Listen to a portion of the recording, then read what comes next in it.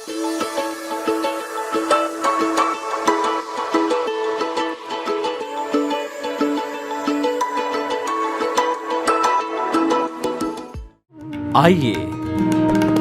सुनिए, देखिए, समझिए सनातन सत्य। जैसी दृष्टि वैसी सृष्टि, दृष्टि विज्ञान। कुदरत, कुदरती रचना एवं कुदरत के कानून से शाश्वत सुख की प्राप्ति। जोधपुर के परम पूज्य महात्मा उपासक प्रोफेसर डॉक्टर सोहन राज तातेड़ के निर्देशन में सनातन सत्य। जैसी दृष्टि वैसी सृष्टि, दृष्टि विज्ञान।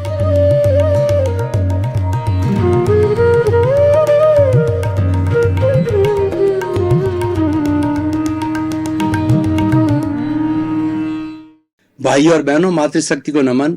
स्टूडियो में आपका हार्दिक स्वागत है, अभिनंदन है, सत्कार है। आत्मविज्ञान साइंस ऑफ द सोल कार्यक्रम के अंतर्गत हम आपको सही दृष्टि, सही सोच, राइट विजन, राइट थिंकिंग के तहत आपको जो है आपके जो नकारात्मक भाव है उसको सकारात्मक भाव में बदलने के लिए आए हैं। यानी आपकी जो नेगेटिव थिंकिंग है वह पॉजिटिव थिंकिंग में कैसे बदले, उसके लिए हम चिंतन करते हैं। उसके लिए हम नए नए एपिसोड्स बनाते हैं ताकि आप एक अच्छे इंसान बन सको, आप एक अच्छा जीवन यापन कर सको, आप लोगों का भला कर सको, आप परोपकार कर सको और जीवन को सार्थक बना सकते हो। ये सारा कार्य हम जो है अलग अलग एपिसोड्स के माध्यम से करते हैं। तो आज का जो हमारा एपिसोड बहुत ही सुंदर एपिसोड है, अध्यात्म और विज्ञान। देखिए, ये दो ध्रुव है, एक तरफ तो अध्यात्म है और दूसरा विज्ञान है। इन दोनों की हम एक एक करके पहले परिभाषा लेंगे और फिर दोनों को जोड़ने का प्रयत्न करेंगे। विज्ञान का अर्थ होता है किसी भी वस्तु के व्यवस्थित ज्ञान को विज्ञान कहा जाता है। विज्ञान को हम अंग्रेजी में साइंस भी कहते हैं। और साइंस क्या होता है कि ऐसा बताया जाता है कि साइंस जो है वो हमारा जो भौतिक जगत है उसके भौतिक जगत की यानी पुद्गल की खोज करता है, जड़ की खोज करता है और नए नए तथ्य निकालता है और हमारे सामने ये सारी सुविधाएं जुटाता है। ट्रेन है, प्लेन है, लाइट है, मोबाइल है और जो है हमारा जितना टीवी है, ये जितने जितने आविष्कार हमारे जड़ के आविष्कार हुए हैं, जो हमारे लिए साधन बने हैं, वो सारे साधन हैं वो विज्ञान ने आविष्कार किए हैं। विज्ञान का जो मूल उद्देश्य है वो सत्य की प्राप्ति करना, परंतु कौन सा सत्य है? जड़ की तहत में पहुंचना, जड़ की प्राप्ति करना और जड़ के कानून को मालूम करना, वो उनका लक्ष्य होता है कि जड़ के सत्य को प्राप्त करना। अब हम दूसरा लेते हैं अध्यात्म। अध्यात्म होता है, अध्यात्म का अर्थ होता है भीतर की ओर जाना। जड़ जो जो जो हमारे बाह्य काम करने वाले वैज्ञानिक लोग हैं वो बाह्य जगत के ऊपर काम करते हैं, जड़ के ऊपर काम करते हैं, सब कुछ उनको दिखाई देता है और वह वैज्ञानिक लेबोरेटरी के अंदर जाते हैं। वैज्ञानिक लेबोरेटरी के अंदर एक द्रव्य को दूसरे द्रव्य के साथ मिलाते हैं और मिला करके कंपाउंड बना के कुछ वो रिजल्ट निकालते हैं उनकी क्वांटिटी के आधार पर, उनकी रेशियो के आधार पर। और सब द्रव्य से द्रव्य मिलता है। जब जड़ से जड़ मिलता है तो वो 2-3 एक्सपेरिमेंट करके हैंस प्रूव करता है। तो जब पॉजिटिव से नेगेटिव जो आपस में मिलता है तो उससे जो बिजली की उत्पत्ति होती है और इस तरीके से सिद्धांत कायम किए जाते हैं। जड़ से सारा कार्य जड़ से होता है। लेकिन अध्यात्म में क्या होता है? अध्यात्म में भीतर झांकते हैं तो हमारा चेतन तत्व मिलता है।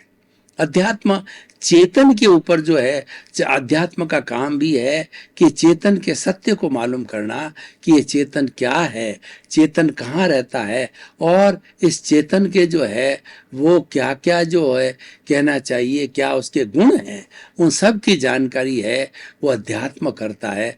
अध्यात्म का जगत भीतर है और हमारे विज्ञान का जगत बाहर है।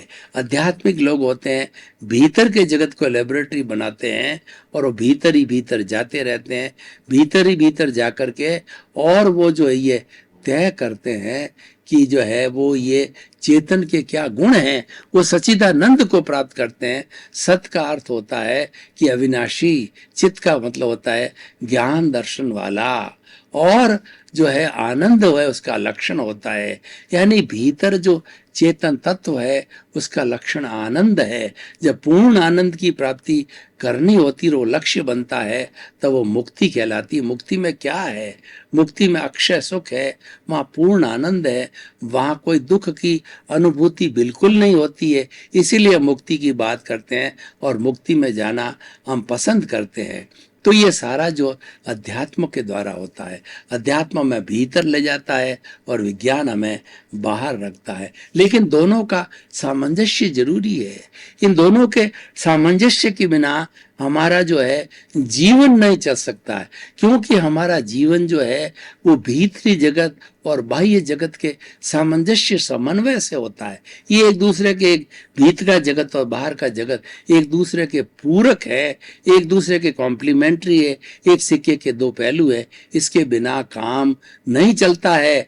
बिना अध्यात्म के विज्ञान लूला है और बिना विज्ञान के जो अध्यात्म लंगड़ा है। दोनों लूला और लंगड़ा मिलते हैं जब किसी चीज को प्राप्त करते हैं। देखिए, एक लूला था और एक लंगड़ा था। तो अब देखिए, एक अंधा था और एक जो है वो लंगड़ा था। तो दोनों ने दोस्ती की। अंधे व्यक्ति को दिखाई नहीं देता है, तो अंधे व्यक्ति ने उस लूले व्यक्ति को अपनी गर्दन पर बिठा दिया और वो लूला देखता जाता है कि ये है, ऐसे चलो वैसे चलो, और वो दोनों मिलकर के जहाँ उनको भोजन करना होता है उस स्थान पर पहुंच जाते हैं। अब देखिए कि अंधा व्यक्ति जो है वो चल नहीं सकता, अंधा व्यक्ति जो है देख नहीं सकता, दिखाने का गाइडेंस दिया लूले ने। लूला चल नहीं सकता तो उसने गाइडेंस दिया, दोनों को मिलकर के उनका काम हो गया। तो ठीक उसी तरीके से हमारे जीवन में भीतर का जगत भी चाहिए और बाहर का जगत भी चाहिए। भीतर का जगत अध्यात्म का जगत है, बाहर का जगत है वो विज्ञान का जगत है। तो इन दोनों से हमारा काम चलते हैं। हम इनकी ब्लेंडिंग करते हैं, हम इनका सामंजस्य बिठाते हैं, हम इनका संतुलन बिठाते हैं। कैसे संतुलन बिठावे? देखिए, बाहर जो हमारे जीवन का जो भी लक्ष्य है वो बाहर का जीवन है, हमारी भोगावली है, वो हमारा प्रारब्ध है, और वह हमारा जो है उदय काल है। वो हम पिछले जन्म से लेकर के आए हैं, उसके अनुरूप जो है हमारा ये बाहरी जीवन मिला है और ये उदय काल चलता रहता है। उसके अनुरूप जो है हम इस जो है वो जीवन को भुगतते रहते हैं, और वो हमको भुगतना ही पड़ता है क्योंकि हम पीछे से लेकर के आए हैं। ये बाहर का जो है हमारा सारा कार्य जो है पूर्व जन्म का डिसाइडेड वर्क होता है, और ये उदय और प्रारब्ध के रूप के अंदर ही होता है और वो चलता रहता है। अब देखिए, हमारा जो अध्यात्म जगत है, जो कि हम भीतर का जगत कहते हैं, तो भीतर के जगत के अंदर हमें गोते लगाने से क्या होता है, हमें अपने अस्तित्व की जानकारी होती है कि ये जो भीतर बैठा है वही बाहर के जगत का संचालन कर सकता है। भीतर का जगत बहुत ही सूक्ष्म जगत है। आपने कभी मोबाइल को देखा होगा, तो मोबाइल के अंदर जो मेमोरी कार्ड लगता है बहुत छोटा सा होता है, लेकिन वो 100 GB तक का होता है। 100 GB का अर्थ होता है कि पूरा जो एक कमरा भर दिया जाए, उतनी लाइब्रेरी, सैकड़ों पुस्तकें जो है उसके अंदर जो है आ जाती है। वो छोटे से एक 100 GB के कार्ड के अंदर आ जाती है।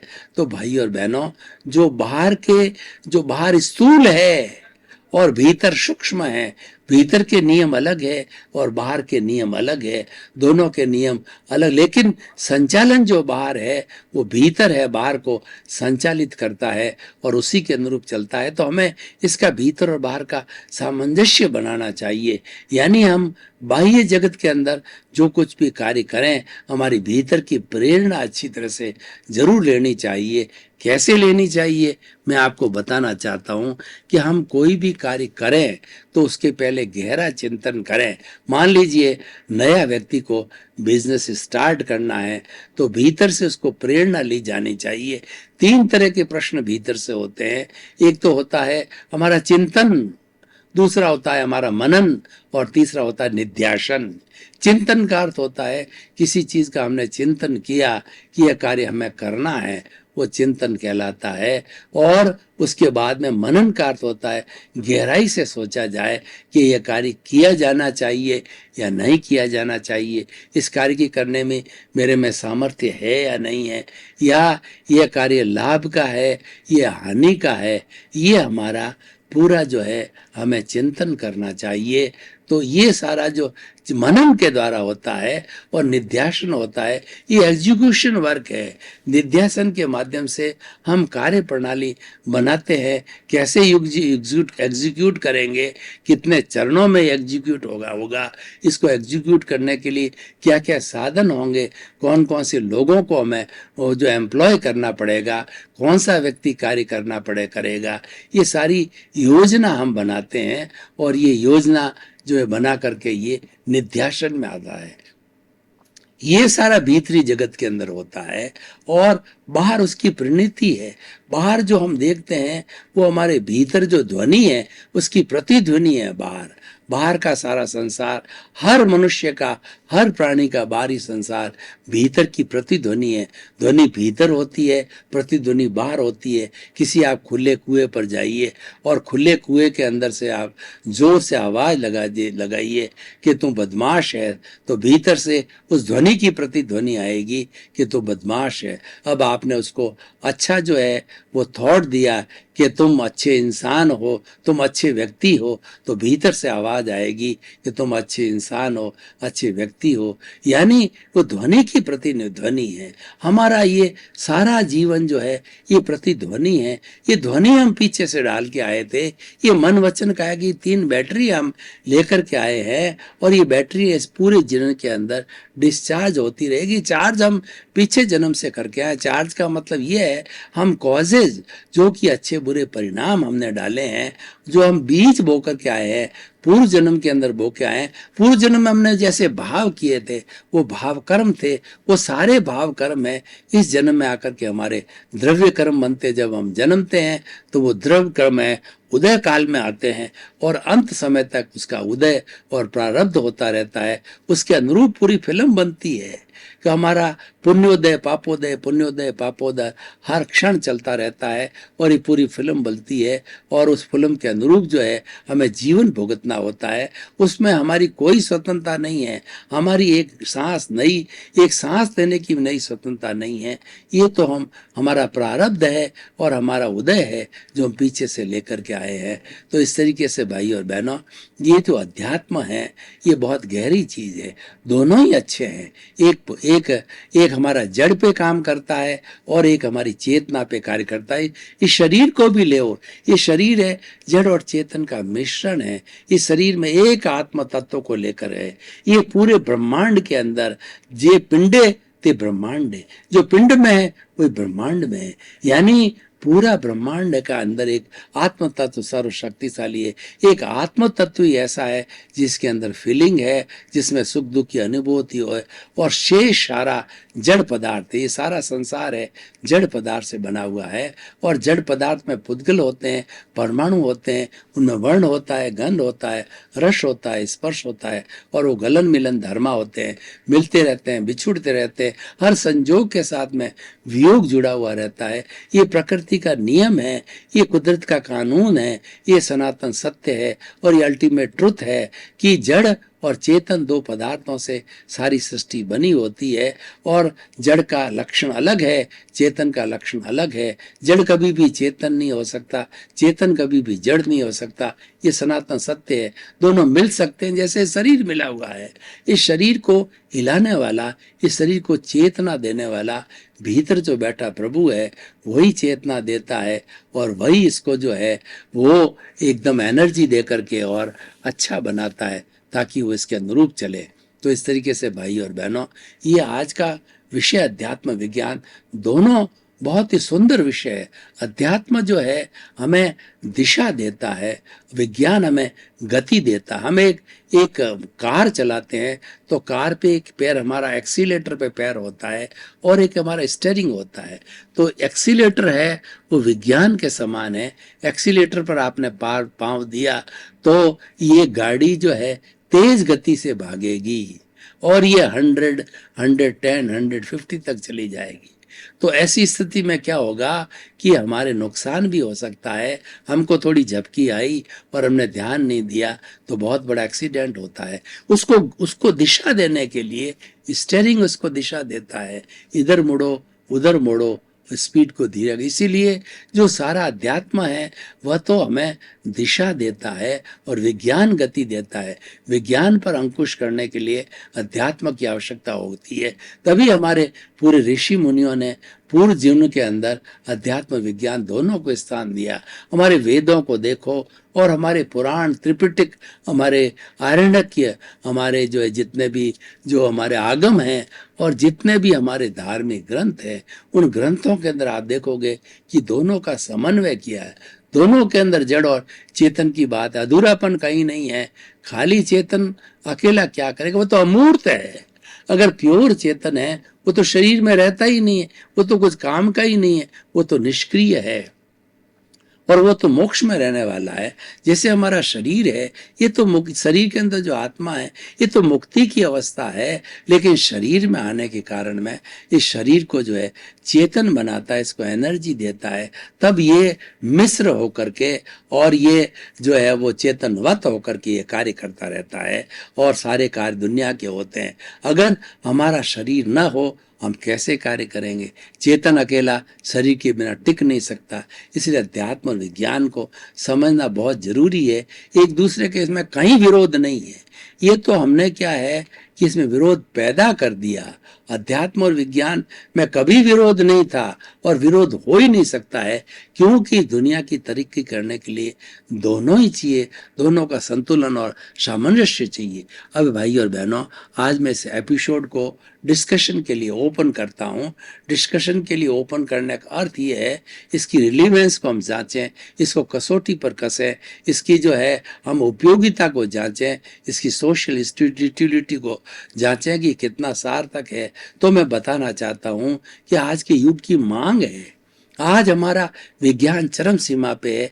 दुनिया में ऐसी कोई चीज नहीं, ऐसा कोई व्यक्ति नहीं, ऐसा कोई प्राणी नहीं जो कि विज्ञान से अछूता रह सके और उसके बिना काम चला सके। हम इतने परतंत्र हो गए कि विज्ञान की कार्य प्रणाली और विज्ञान के जो साधन है उसके उपयोग के बिना हम जीवन चला ही नहीं सकते। हमारा जीवन एक क्षण भी नहीं चल सकता। मनुष्य एक सामाजिक प्राणी है, वह समाज में रहता है, समाज से वो सहयोग लेता है। समाज से सहयोग लेने का अर्थ ये होता है वो विज्ञान से सहयोग लेता है, विज्ञान के साधनों का सहयोग लेता है। वो बातचीत करने के लिए मोबाइल का उपयोग करता है, वो बड़ी बड़ी दूरी स्थान पे जाने के लिए ट्रेन का और बस का, फ्लाइट का या जो कार का उपयोग करता है। हर चीज में विज्ञान का उपयोग होता है। उसके बिना मनुष्य जी नहीं सकता। जैसे सामाजिक प्राणी अकेला नहीं जी सकता है तो विज्ञान के बिना भी नहीं जी सकता। और अकेला विज्ञान करता रहेगा तो क्या होगा? आदमी शैतान हो जाएगा, आदमी इंद्रिय लोलुप हो जाएगा और अपने जीवन का नाश कर देगा। वो केवल भोग करने लग जाएगा और उसकी तृष्णा बढ़ती जाएगी। देखिए, जो हमारा इंद्रियों का जगत है ये ग्रीड का जगत है। ग्रीड के लिए कहा गया है कि व्यक्ति के अंदर लोभ की प्रवृत्ति जब बढ़ जाती, जहां लाहा तहां लोभा, जहां लाभ होता है वहां लोभ होता है। इंद्रिय संसार के अंदर लाभ चढ़ता ही चढ़ जाता है और चढ़ते चढ़ते व्यक्ति जो है वो विनाशकारी बन जाता है, अहंकारी बन जाता है और वह व्यक्तियों का बहुत ही सुपीरियरिटी कॉम्प्लेक्स आ जाता है। ऐसी भी स्थिति पैदा नहीं होनी चाहिए। उसके लिए अध्यात्म उसको अंकुश करता है। अध्यात्म कहता है कि नीड तुम्हारी आवश्यकता है, तुम रखो, कोई मनाही नहीं है। तुम्हें एक घर चाहिए और तुम्हें जो है रोटी, कपड़ा, मकान, शिक्षा, चिकित्सा चाहिए, तुम्हारे परिवार के भरण पोषण करिए, उतनी तुम्हारी नीड है, उतनी तुम जरूरत पूरी करो। पर ग्रीड के ऊपर जो है वो डिलीट कर देते हैं, क्रॉस लगा देते हैं कि ग्रीड का कोई आवश्यकता नहीं, उपयोगिता नहीं है। तो आज के विज्ञान के युग के ऊपर अंकुश करने के लिए, उस ग्रीड पर अंकुश करने के लिए हमें भीतर जाना होगा। भीतर हमारे सुकून है, भीतर हमारे शांति है, भीतर हमारे अध्यात्म है, और भीतर हमें जो है बहुत बड़ा आनंद का खजाना मिलता है। आनंद बार नहीं है। कस्तूरी के मृग जो मृग तृष्णा में क्या होता है कि मृग की नाभि के अंदर कस्तूरी होती है, और कस्तूरी की सुगंध इतनी मोहक होती है, जब चारों तरफ फूट जाती है वो सुगंध, तब जो है मृग है वो कभी इधर दौड़ता है, कभी उधर दौड़ता है। वो तृष्णा करता है कि ये सुगंध कहाँ से आ रही है। उसको ये पता नहीं है कि ये सुगंध मेरी नाभि में कस्तूरी वहां से आ रही है।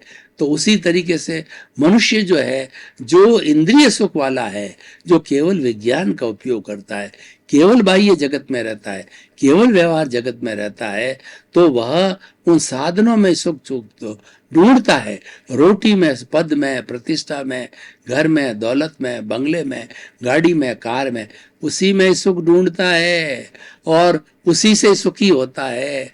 लेकिन उसमें सुख नहीं है। सुख तो भीतर है, सुख बाहर है ही नहीं है।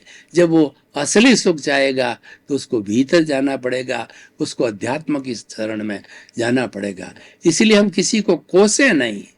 विज्ञान वाले अध्यात्म को नहीं कोसे, अध्यात्म वाले विज्ञान को नहीं कोसे, क्योंकि दोनों एक दूसरे के पूरक हैं, एक दूसरे के घटक हैं, एक दूसरे के साथ चलने वाले हैं। इसलिए कोसना नहीं है, बल्कि एक दूसरे को सपोर्ट करना है, एक दूसरे के कंप्लीमेंट्री है। तो हम ऐसा वातावरण बनावें, ऐसी ब्लेंडिंग करें, ऐसा सामंजस्य बिठावें, ऐसा संतुलन बिठावें कि हमारे जीवन में अध्यात्म और विज्ञान दोनों को स्थान मिले। मतलब ये है कि हम प्रभु की भक्ति भी करें और साथ साथ में अपने जीवन का भी विकास करें। हमारा बाह्य जीवन भी अच्छा बने और हमारा भीतरी जीवन भी अच्छा बने। भीतरी जीवन अध्यात्म अच्छा बनाएगा और बाहरी जीवन जो है हमारा विज्ञान अच्छा बनाएगा। दोनों उसको सुशोभित करेंगे। तो भाई और बहनों, बहुत ही सुंदर एपिसोड है। तो ये एपिसोड हमें ये शिक्षा देता है, आप संतुलन कीजिए। संतुलन प्रकृति का नियम है, संतुलन संसार का नियम है। परस्पर गुरु जीवानाम। व्यक्ति अकेला एक जो है निरपेक्ष करके जीवन यापन नहीं कर सकता है, उसको रिलेटिव होना पड़ेगा। सारा कॉस्मॉस रिलेटिव है। कॉस्मॉस के लिए कहा जाता है एक परिंदा भी जब पर मारता है तो सारा कॉस्मॉस प्रभावित होता है। और जो लोग विज्ञान है, जिन्होंने जो है वो वाइब्रेशंस को पढ़ा है, जिन्होंने कॉस थीटा, साइन थीटा और वेव लेंथ और उसके बाद के अंदर जो है उन्होंने फ्रीक्वेंसी को पढ़ा, तो वो जानते हैं कि किस तरीके से सारा जो दुनिया है वो वाइब्रेशन से संचालित होती है। उसी वाइब्रेशंस में रूपांतरण होता है। हमारे जो बाहर का जगत है उसके अंदर आइंस्टीन ने बताया कि E = mc², E एनर्जी। इस पूरे सृष्टि की एनर्जी फिक्स है और उन्होंने फॉर्मूला दिया E = mc²। m का मतलब मास है कि जो जितनी चीज की मास होती है और c कांस्टेंट है, यानी द्रव्य है ठोस में बदलता है, ठोस गैस में बदलती है, गैस वाइब्रेशन बदलती है, रूपांतरण होता रहता है। पर हर युग के अंदर, हर समय में, भूत में, भविष्य में, वर्तमान में एनर्जी कभी वेस्ट नहीं रहती है, मात्र रूपांतरण होता है, वो हमेशा कांस्टेंट रहती है। एक तरह के आज जो मैं बोल रहा हूँ, ये बोल करके भाषा जो है, मेरी जो भाषा मोबाइल में जाएगी, ये यूट्यूब के अंदर जाएगी और ये लोगों को सुनाई देगा, इसका वीडियो बनेगा और वो सुनाई देगा। बात तो मैं मुंह से बोल रहा हूं, लेकिन पूरे विश्व में बैठा हुआ कोई भी व्यक्ति है यूट्यूब के माध्यम से मेरी बात को सुन सकता है और अपने इस ज्ञान को प्राप्त कर सकता है। वो सनातन सत्य को प्राप्त कर सकता है, वो कुदरत के कानून को प्राप्त कर सकता है, वो सही दृष्टि और सही चिंतन को प्राप्त कर सकता है और अपना मिथ्या दृष्टिकोण त्याग करके वह जो है वो अपना जो है वो सम्यक ज्ञान प्राप्त कर सकता है। सम्यक ज्ञान क्या है कि अध्यात्म और विज्ञान को जोड़ना।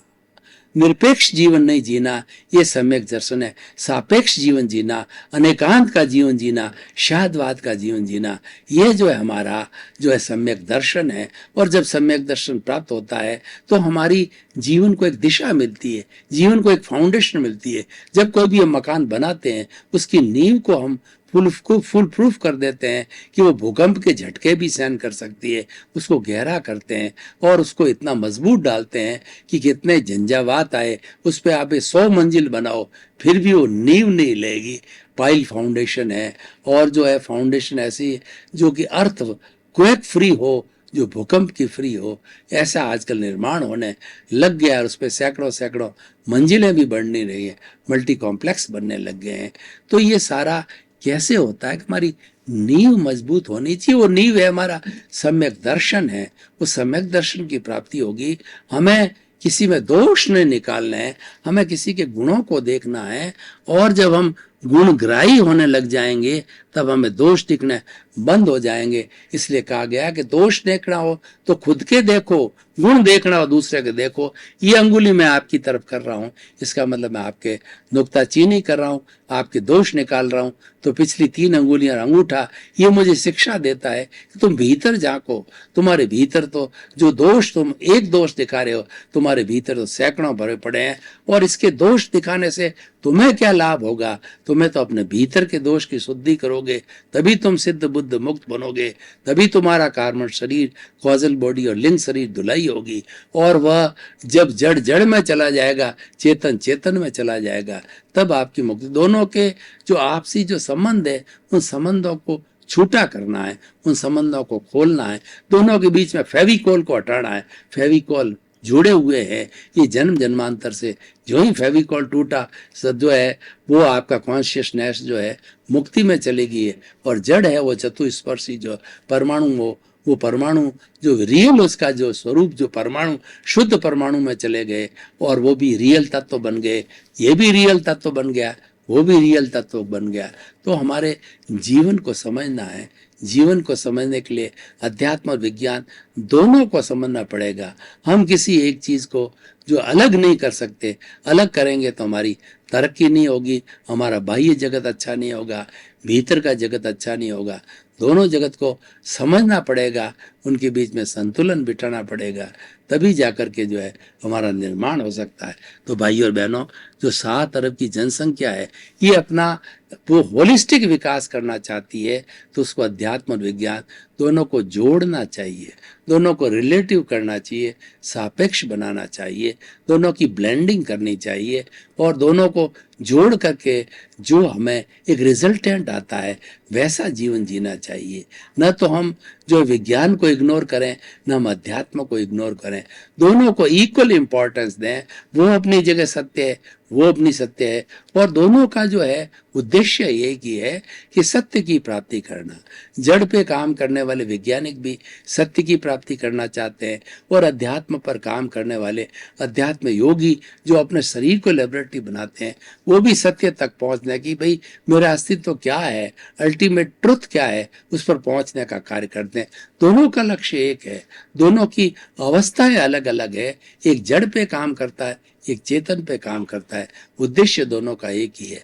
तो भाई और बहनों, आप जो है हमारा ये आत्मविज्ञान कार्यक्रम बराबर देख रहे हो, हमें बराबर फीडबैक मिल रहा है कि हमारे पीछे जो है आपका जो ईमेल और हमारा मोबाइल ऐप और हमारी वेबसाइट दी हुई है, उसके माध्यम से आपकी जिज्ञासाएं आती रहती हैं। उन जिज्ञासाओं का हम समाधान बराबर भेज रहे हैं। उससे ये प्रतीति हो रही है कि आपको आत्मविज्ञान कार्यक्रम अच्छा लग रहा है। आप भेजते रहिए, हम आपका समाधान करते रहेंगे, क्योंकि हमारा उद्देश्य है सर्वे भवन्तु सुखिनः सर्वे भवन्तु निरामया। इसी क्रम में आपका जीवन आनंदमय हो, मंगलमय हो। आपके प्रति बहुत बहुत शुभ।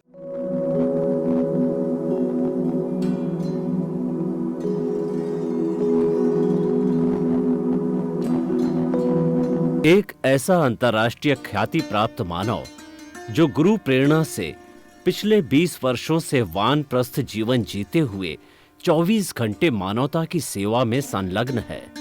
एक ऐसा मानव जो अभी राष्ट्रीय, अंतर्राष्ट्रीय टीवी चैनलों पर 7,500 एपिसोड के माध्यम से सनातन सत्य, आत्मविज्ञान एवं पुनरुत्थान व्यवहार एवं निश्चय जगत के जीवनोपयोगी विषयों पर हृदय स्पर्शी प्रवचन कर चुका है।